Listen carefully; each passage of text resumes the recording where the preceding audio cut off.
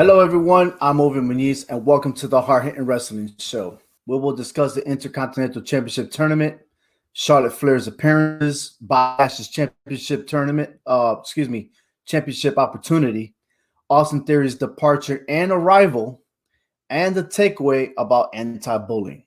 But first, there was some tragic news that happened this past Sunday. Tragic news happened this past weekend where former WWE superstar Shad Gaspar went missing while swimming with his 10-year-old son at Venus Beach in Los Angeles. The local scene news reported that Gaspar was last seen on Sunday, 3:40 p.m. Pacific time, about 50 yards offshore. In small details, the LA County lifeguard attempted to rescue Gaspar and his son, but Gaspar's last few words were to save his son. He pushed his son to the lifeguard before being submerged. Gaspar was part of the WWE team, tag team called Crime Time with JTG. After wrestling, he pursued an acting career where he appeared in movies such as Get Hard, Think Like a Man 2, and the television shows like Big Time Rush and King and Peele. Our thoughts and prayers go out to Gaspar, his family, friends, and the entire wrestling community. We are hoping for a miracle. We really do. And I hope that he is found alive.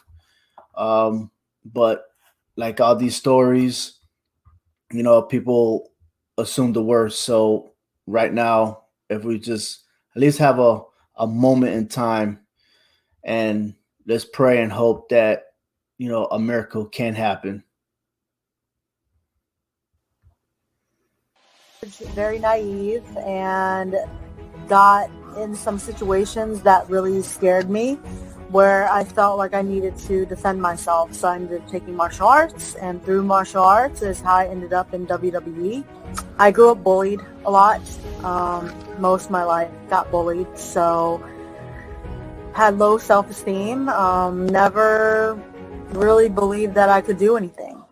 We main evented the first Raw together. We main evented the first pay-per-views together. You're a 6-time women's champion.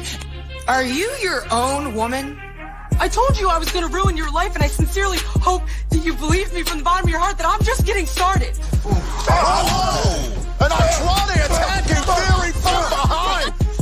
Beginning to look like it. What the? Wait a second. Did Rollins just direct Theory? He did Theory into the ring and attacking Aleister Black from behind. Ladies and gentlemen, boys and girls, prepare your ear holes for the best wrestling part, the hard-hitting wrestling show.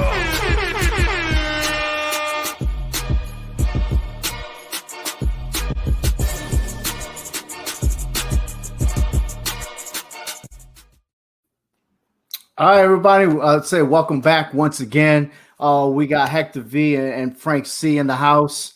We'll start off right away with the Intercontinental Championship Tournament that's happening on Smackdown. Daniel Bryan defeated Drew Gulak, and Elias defeated King Corbin. So right now, Daniel Bryan and Elias are waiting for their next opponent in the semifinals. And this Friday will be Jeff Hardy versus Sheamus and AJ Styles versus Shinsuke Nakamura. Now, on this segment right here, we're going to predict who's actually going to be the Intercontinental Championship. I'll start with you, Hector. You've been on this from the get-go. How do you see this? Who you think is going to win this tournament? I honestly think that AJ Styles is going to win this. I just think, with him moving into SmackDown, I guess you want to say per se, but I just think his new persona now, ever since the WrestleMania with the Dead Man, I think kind of changed him a little bit. So I think he's going to pull this one out. It's not going to be an easy task for him, but I think he's going to get this Intercontinental title. Frank? I think Daniel Bryan might take it. Remember, he never technically lost the title. That's right. Yes, he had to relinquish the title because of his injury. Correct. So I think he might end up taking it. I was thinking AJ Styles, but then when I started going back into the Daniel Bryan stuff, I was like, oh, wait a minute. Daniel Bryan never lost it. So he's hungry for it. Yeah, and I agree with you there, Frank. As much as I usually disagree with you, and this one I do.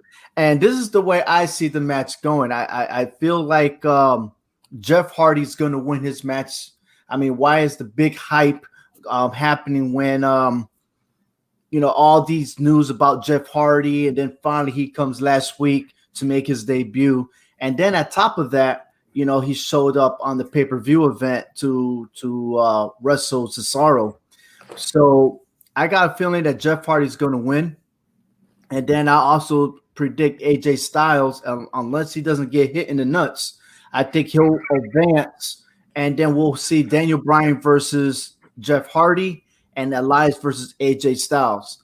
Overall, my finals goes to Daniel Bryan versus AJ Styles, something that we had seen a flirtatious match inside Vince McMahon's office during Money in the Bank. All right.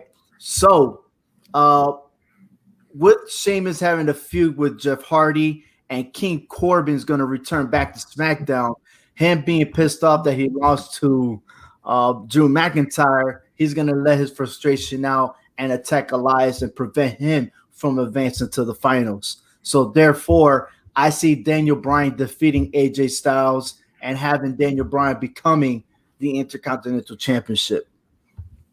But hey, that was 2-1. Too bad that we can't say he's the champ. So not like it was the hashtag challenge, but we have to wait and see. Hopefully this will turn out, and maybe it might be a backlash pay-per-view event to see who becomes the Intercontinental Champion. But more to follow on this match, and if viewers, listeners, let us know who you think might be the Intercontinental Champion. But we'll move on to the bigger story of what's going on, and that is Sasha Banks, Bayley, and Charlotte Flair. These ladies put up a good promo going in. Bayley, the actual champion, but she's only champion because of Sasha Banks.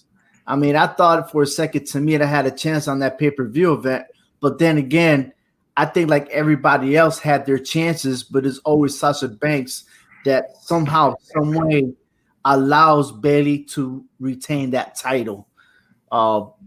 Hector, you've been on this about Charlotte Flair itself, but do you think that Sasha Banks, is it time for her now to break up with Bayley and go for her to beat the boss?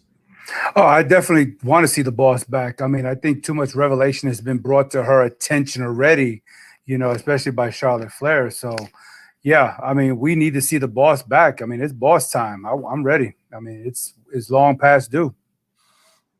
Frank? I completely agree with Hector. I'm tired of seeing Bayley as the champ. The boss needs to come back. I mean, she left, when they lost the tag team titles, she left because she was upset, whatever the case, one or the other. Hey, she came back and she hasn't done anything but be Bayley's best friend. Is it really best friend? I mean, maybe we could see it this way, because somehow, and when I did an interview with Zane, excuse me, things happen for someone to things can happen to where you're hesitant, or maybe you don't feel like you could do certain things anymore. And I think Charlotte Flair said it right, that she is the shadow. She's lacking of being who she is, because she is the 6-time women's champion. At any given time, I think she could overthrow Bayley, but we haven't seen that yet. So why is it that she is still on her side? You know what I mean? I just don't understand that. Yeah, maybe she lost some confidence, you know what I'm saying, ever since she lost the tag titles. Who knows? I mean, we can come up with so many different stipulations here, but only Sasha Banks knows what's going in her head right now. But Flair is firing it up. She is. And maybe it just took her to like you said, flare it up, stir the pot, and just be like, hey, because the WWE Universe wants Bayley versus Sasha. And if that's the case, everyone is predicting that this could happen at SummerSlam. but it might not happen in some. It might happen sooner. We got Backlash, you know, so we'll see what happens this weekend because Bayley is going to be a champion versus champion. Bayley versus Charlotte Flair. But let's switch it up a little bit. Now let's focus on Charlotte Flair. She has been on every single brand, Raw, NXT, and SmackDown. What is going on? Why is she going from every single brand throughout the week? Frank, you got an answer to this? I got no answer for it. To me, it's absurd that she's in every single brand. Look, if she's the NXT champion, she should stay in NXT. I don't know. Jordan's commenting that they're a bunch of losers, man. But I don't know. I mean, I got a feeling that Charlotte Flair is doing too much, and she's not really concentrating on what's going to happen to her. You know, I think she would have been paying attention to just NXT alone because Rhea Ripley is back. Okay, she has a match Wednesday night against Io Shirai. The winner will face Charlotte. We all know Rhea's going to win. That's guaranteed. And when Rhea has her rematch with Charlotte Flair, that title will go back to Rhea Ripley. I'm guaranteeing that's going to happen. And then what? What's Charlotte going to do then? Go back to Raw. To go back to Raw, you got Bianca Belair. You have Shayna Baszler. I mean, all these switcheroos are happening just as soon as she got the NXT title. She runs to NXT while the other two females go to Raw at where she happened to be. You know what I mean? So, in my opinion, I think she's running away. You know, that's just my view, you know, but I think sooner or later she's going to go crumbling down. Any comments on that, Hector? Yeah, I got 3 different theories on to answer your question on your hshoww.com. You asked the question, what is the purpose behind Flair doing all this? And I have 3 theories on this. 1, it could be her ego. You know what I'm saying? Because she's advanced so far in her career that she could probably feel like, well, I'm better than anyone who hasn't advanced to my level yet. You see? Or, this would be the lesser of the 3. I think it could be passion. Sometimes she may think she has a calling to where she's either trying to teach or trying to create something or just trying to bring out the competition, the betterness of these competitions. Or it could be because of Ric Flair, her dad, the one who became a 16-time champion, who's been there, done it, and maybe she feels like she's got the big shoes to fill. She's got pressure on her, and that could be what we could call hyper competitiveness. You know what I'm saying? So, whatever it could be, she's really putting herself out there because she is, right now the all-time women's champion. So, Well, look, she's not the first Grand Slam champion. Mm-hmm. Okay. She has to be a tag team champion to do that, and she didn't get that opportunity with Becky Lynch. And besides, she got beat by Bayley, then she got beat by Becky Lynch. Shouldn't you not try to get back and defeat them and then have that ego? I'm just saying, if you got your ass whooped in SmackDown, so then the following week you get your ass whooped in Raw, then all of a sudden be like, well, I'm just going to go to NXT. Come on, man. And I totally agree, but in her mind, hey, I'm a 5-time SmackDown Women's Champion. I'm a 4-time Raw Champion, 1-time Diva. I'm a 2-time NXT.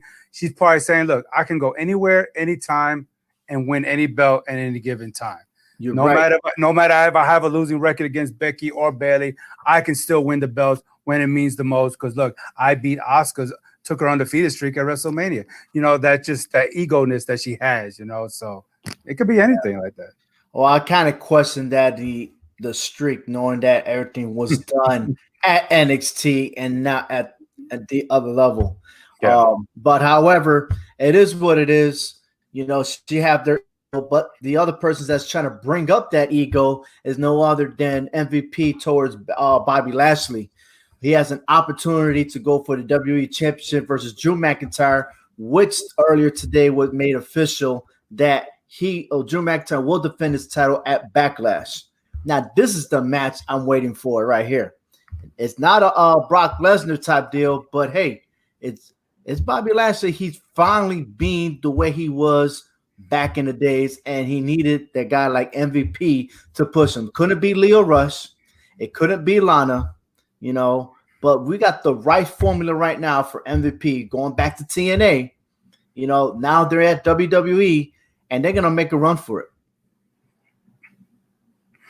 Yeah. And I like it too. You know what I'm saying? I just been wanting to see a lot more from Bobby Lashley because back in 2007, he had a shot at the WWE title at the Great American Bash and at Vengeance and lost both times. And John Cena walked out with his title.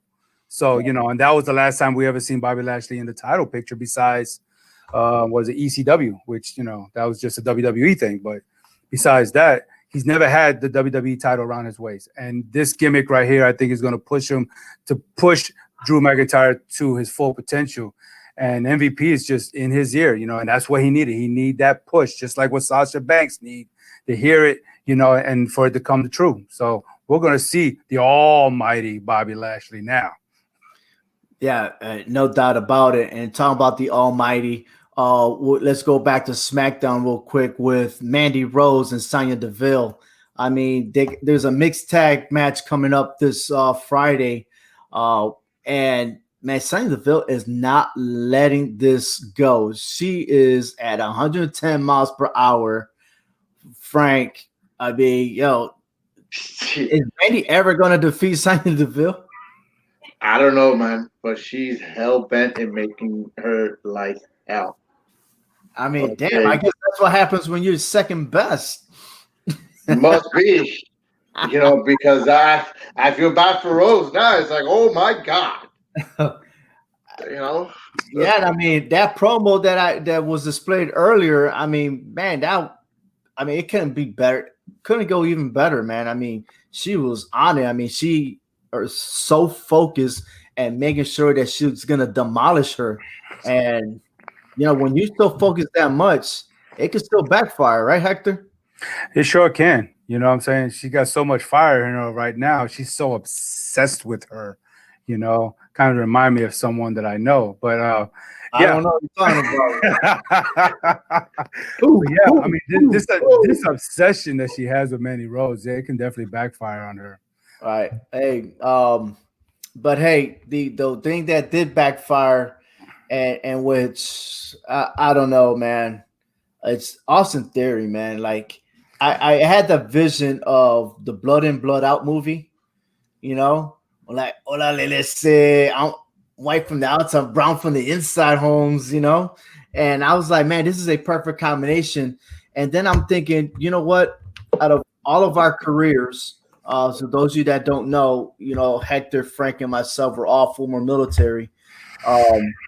We've been through teams, squads, platoons, you know, and you know that once you bond together for a while, there's gonna be times when you have that friction, you know, and sometimes it's always good to have friction, but in this case, it went the other way, you know, and I know all three of them got their egos, but somehow it just didn't work out for Austin Theory. And why is that, Frank? You had two other egos that are much higher than Austin Theory's, you know. When you have this whole team stuff, everyone has to be at a certain level and always remember that, hey, no one's better than the other. In this case, it looks like Garza, because the whole majority of the beef was with Garza in the beginning. So it looked like Garza's ego is just way up there, or maybe he expects more from Theory. Yeah, but you understand that he got there first, you know. Mm-hmm. Angel Garza got there because Andrade was hurt. Right. Then all of a sudden, then you had Austin Theory come up and stuff like that. But, you know, I think Zelina Vega could have done a lot better to handle the situation. I don't think she handled it well. I mean, Hector, you and I know when you see two people fighting each other, the first thing we do is take them to the side and say, hey, y'all deal with it. Close the door, handle your business. When you come out, it's a done deal. We're back to work. You know? Yeah, no, definitely. But, it just doesn't seem like Austin Theory was just even a perfect fit for them anyway. I think they just took him in out of obligation, I guess. And then next, they just thrashing on him. And I think, honestly, it's going to backfire on them now. He's 22 years old. He's already fast tracking. He remind me of a John Cena, to be honest with you. He's been put in this situation. And then now all of a sudden they beat him down. They dismiss him. He's left hanging right by the commentator's table or in that corner. Then here comes the Messiah, recruits him, and then here we go. We got Austin Theory attacking Aleister Black, and that's it. That's a wrap. So with that, now let's change it up to the Messiah, Seth Rollins.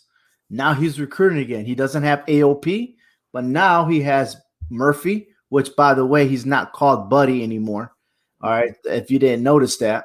Now you got Murphy. Now you have Theory. Okay, so what's going to happen next? Oh, I'll tell you what's going to happen next.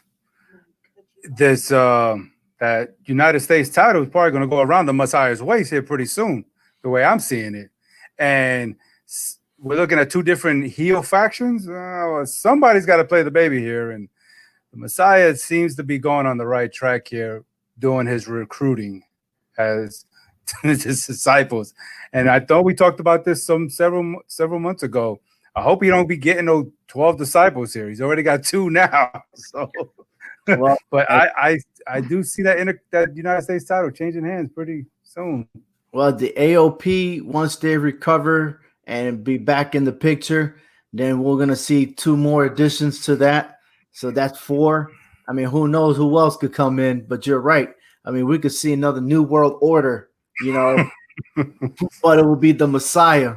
So we'll see there. I mean, we already know for sure that the match between Drew McIntyre and Seth Rollins is completely over.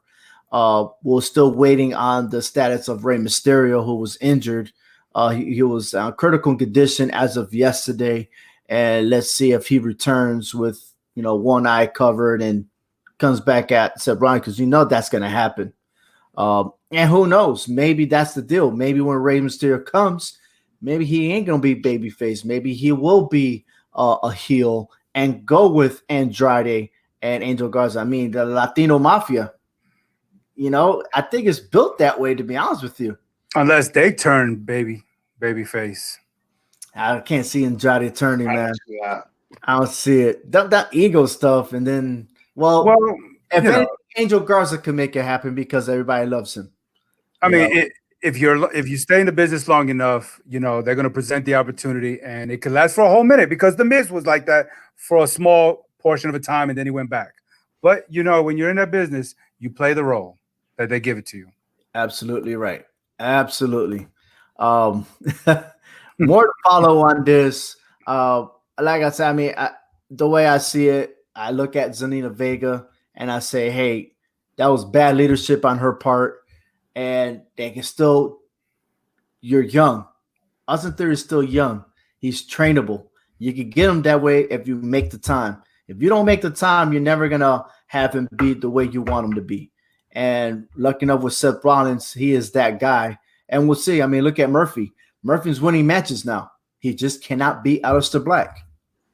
So it is what it is. Moving on. I'm going to play one clip, and we're going to do the takeaway here. And the takeaway is based on bullying. As you see in the bottom of the screen on our ticker, 2 websites about stop bullying. Now, understand that we're in a coronavirus pandemic. We're at stay home. So there ain't that much bullying going on unless there is some type of domestic violence happening in the homes that we don't know about. But sooner or later, we're all going to go back to school. We're all going to go to our workplace and stuff like that. And we just got to get educated about bullying. And it is a big deal, So let me replay this real quick, and then let's talk about it some more. Very naive, and got in some situations that really scared me, where I felt like I needed to defend myself. So I ended up taking martial arts, and through martial arts is how I ended up in WWE. I grew up bullied a lot. Most of my life got bullied, so had low self-esteem. Never really believed that I could do anything. And you heard it there. If those of you that didn't catch up with the interview with me and Zeta Zhang, you could catch it on the podcast.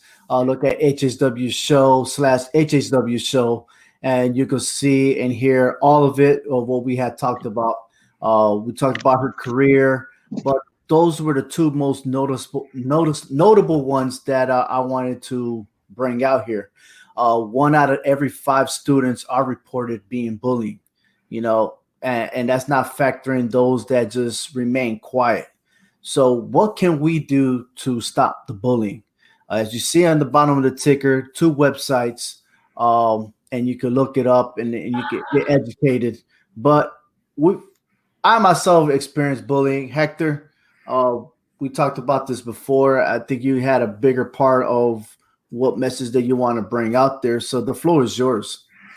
I agree with you. I've been in that same situation, growing up in New York City. I was bullied, and apparently for no reason, what I'm saying? Just because they see someone, that they feel that they could pick on, you know what I'm saying? And, it messes with you, you know what I'm saying? Physically, it messes with you psychologically, because, there's different types of bullying. You got verbal, you got social, you got physical bullying, and for me personally, it was more of the physical bullying, being afraid to wake up in the morning, knowing that I have to go to school and what was to come, and being afraid to tell someone because what the repercussions, the consequences were going to be. You know what I'm saying? And, that takes a toll on you because as you get older, you hold all that grudge and that vengeance inside of you.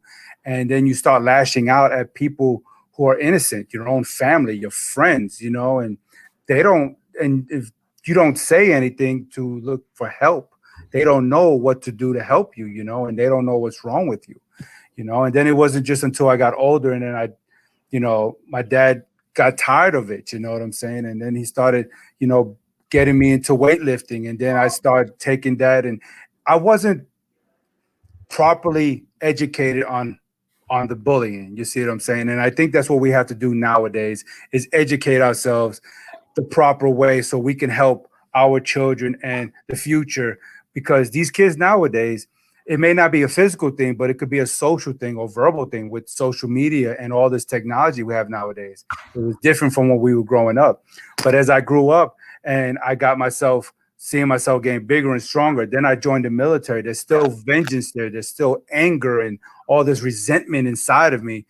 And now I want to just take it out on somebody. It's almost like the Dr. Banner becoming the Hulk. There's no control, and then you start building walls up with your family and friends and, not trusting nobody, and because you find it as a sign of weakness, you know what I'm saying? So I can understand what Zeta Zhang was saying about that. I can relate on all levels. And, now, we just have to be able to be educated on this and make sure that our children are educated on this too. Yeah, I totally agree with you there. I myself was bullied when I was in elementary school, and my brother, who is 6 years older than me, noticed that I wasn't doing anything, and it's not like I was not brought up to be tough or anything like that, because I wrestled, I played fight and everything, but then when it came to school, I was just, myself, and then I had other friends that will protect me, telling others to leave me alone. But it wasn't until like my brother was like, look, if you don't stand up for yourself, I'm going to beat your ass. Who I'm going to listen to more? You know what I mean? I got to live with my brother. You know what I'm saying? So that was that push, and that one time that I actually stepped up to the plate, and I grew up in the projects. My mother ended up seeing what was going on, and then I still got my ass whooped by my mom.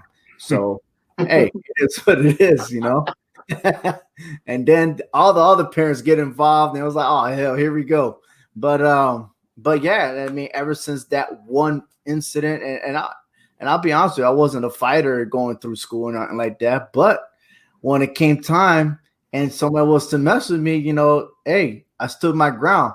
I win some and you lose some.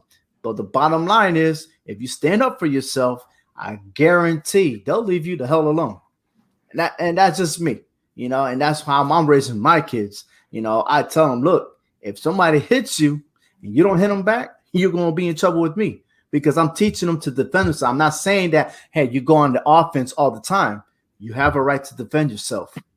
And I think that's a big mixed message that is putting out there. Now, as an educator, as a teacher, we don't want to say, hey, you do this, do that. You always handle things at the lowest level. Talk it out. Go. If you can't handle it, go get a teacher, get somebody, and get everybody involved, so that way, there is no violence, because that's what you want to promote. You don't want to promote any violence. But you're right. You said it all, Hector. There's cyberbullying that's going on. I mean, look how much cyberbullying that related to kids committing suicide. I mean, there's court cases about it. Then you got bullying on students that have disability.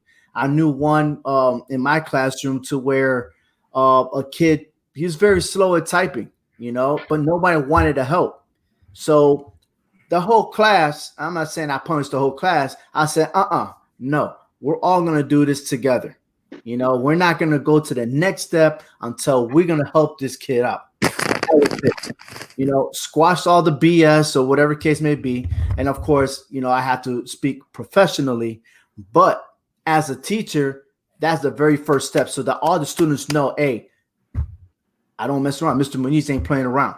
We're going to do this. We're going to work as a team, because that's bottom line. Because if you start small and you teach them what team building is, and guess what? They're going to be successful, because nothing in life you do on your own, And so, like Zeta said, she was bullied and everything else. She was afraid. Bottom line, she was afraid to take that next step. And it took something out of her to make that happen. She went to MMA. She learned a lot of stuff there. And then good stuff started happening to her, because now she ended up being in WWE, and now she's freelancing on her own. She is a first female to sign for Major League Wrestling, and congrats to her. I mean, she has there's a lot of doors open for her, and I hope wish her the best, man.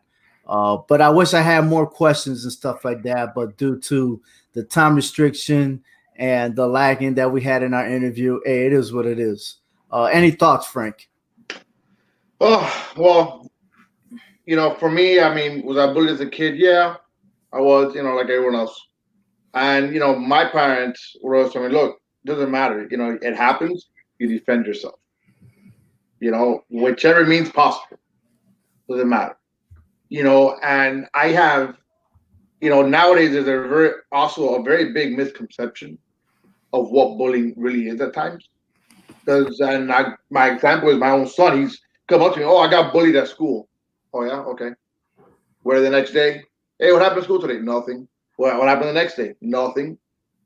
So you're not bullied. You got pushed around once. To me, that's not really bullying unless it's something every single day. And like I told my son, when he came back, oh, this kid messed with me. Well, mess with him back. Punch him in the mouth. Okay. You're bullied. But, at the end of the day, that, the bullying is one of those things that it's a constant attack. And that's what people also need to understand. Yeah, but we also come as in Hispanics. I don't think, other family members will say, hey, go punch him in the face or punch him in the throat. Probably not. Probably not. Not in that detail and stuff like that. But you're right. You have an opportunity to stand up for yourself, and not everything results into fighting, and that's the we don't want to misguide our audience or anything else like that. We're not here promoting any violence, but you always have the right to defend yourself. And I think that's very important. And I'm being real. And that's why it's called a Hard Hittin Wrestling Show. Hard hitting, it's a real deal. We talk straight up, we address the issue, come up with a solution, and then bam, there you have it. And if you don't like it, oh well, It is what it is, and that's life. You don't like it sometimes. You still got to drive on, no matter what. You still got to go back to the same school. You still got to go walk that path. You still got to take that bus, no matter what. That route is still there. And what you're gonna do? Are you gonna just sit there and do nothing and let people pick on you all the time, or are you gonna stand up and defend yourself? And that's the bottom line. Do you agree, Hector? No, I agree. I mean, it's just we as parents, we have to be able to recognize the warning signs. You know what I'm saying? There's so many different things that our kids or kids in general are going to go through, and what kind of signs they're going to show. You know what I'm saying? Whether it be unexplained injuries, you know, or look at their grades declining, especially if we know our kids are straight A and B students, you know, or the eating habits changing. So we got to be aware too, you know, because they're not going to always say anything. You know, and the same thing goes for us. You know, we're being the adults. We know better. You know, we know when we're being bullied. You know, it could be in the work in environment. You know what I'm saying? And from our peers or our, you know, supervisors or whatever. We just got to know what we have to do and do it the right way, and just know the signs of it, especially for our kids, so we can help them live a healthy life. Because if not, then, you know, we're just going to be failures as parents. You know, and we're going to see our children fail, and we don't want that for them. And the most important part is communication. And you said it right. Parents should know their kids, act accordingly. Everyone's involved, whether it's police, medics, or whatever case may be, teachers. The most important part is to intervene. Allow these kids to have, like we call it in the military, an open door policy. Give them the right to express their feelings and speak out. You know, if the whole entire environment is toxic, then we're not gonna allow them to communicate. If you're a bystander and you see something, intervene. You know, we're not saying to arrest them or anything like that. Look, report it. Somewhere down the line, report it. If you see someone being bullied, intervene, or report it to someone so they can intervene. The bottom line is every life is very important, and nobody deserves to live their life miserable. And that's the bottom line, like Stone Cold said so, right? Exactly. And one last thing, while we talk about bullying, we also have to make sure that it's not a learned behavior from us to where they're being the bullies.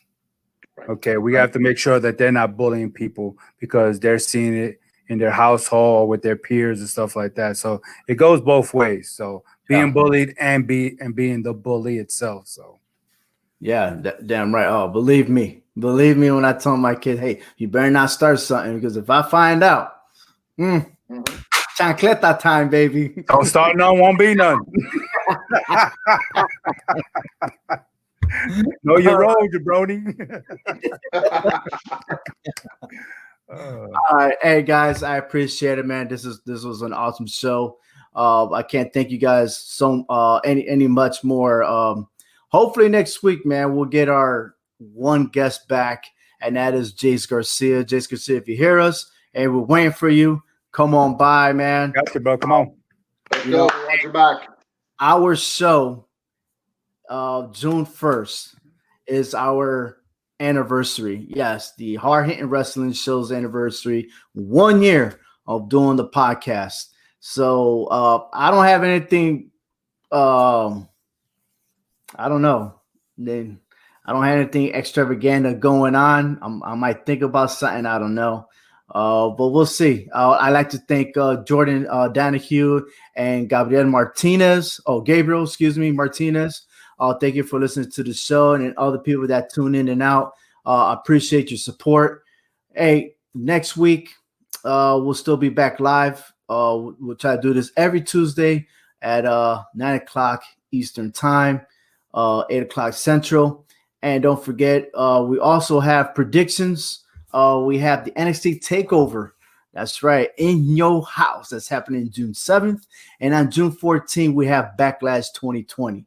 So keep it up. You want all the news and updates, visit hhwshow.com. On behalf of Hector V and Frank C, I'm Over Muniz. Thank you for listening to the Hard Hittin Wrestling Show. Be sure to visit hswshow.com where you can find all the Clovercrest Media sports shows, including the Hard Hittin' Wrestling Show, All Four Downs, and Keys to the City. If you ever want to do a podcast, this is the place to do it. Starting at just $15 a month, you can get unlimited hosting and $50 for full service. Visit clovercrestmedia.com for more information. A big thank you to the StreamYard for their fine streaming service. For Tyler Bard, Frank Cuesta, and Hector Vasquez, I am Ovi Muniz. Thank you for listening to the Hard Hittin' Wrestling Show.